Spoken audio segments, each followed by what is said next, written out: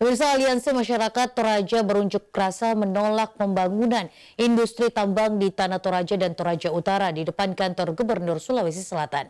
Pengunjuk rasa menilai kehadiran industri tambang akan berdampak pada hilangnya ekosistem dan kebudayaan di Toraja sebagai daerah objek wisata di Sulawesi Selatan.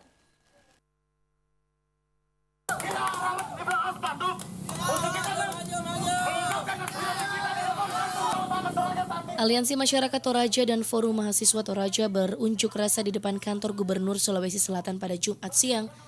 Mereka menuntut pemerintah Provinsi Sulsel untuk mencabut izin tambang di Toraja dan menuntut untuk tidak memberikan izin pembangunan proyek tambang di Toraja. Ketua Umum Forum Mahasiswa Toraja, Vicky, menyebut jika hadirnya industri tambang di Tanah Toraja dan Toraja Utara akan berdampak pada hilangnya ekosistem dan kebudayaan. Bahkan, dikhawatirkan dapat merusak hingga ke sendi-sendi kehidupan masyarakat Tanah Toraja dan daerah sekitar Toraja. Tambang akan menghilangkan budaya dan menghancurkan budaya leluhur kami. Pasti ditahu, ada perwakilan Dinas Lingkungan Hidup, pasti tahu bagaimana tambang merusak. Kalau masih ada yang bicara bahwa tambang tidak merusak lingkungan, tambang tidak merusak seluruh aspek kehidupan masyarakat, maka berarti itu orang bodoh. Masa aksi tersebut diterima oleh PLT Kepala Dinas Lingkungan Hidup Sulsel Andi Sarapa.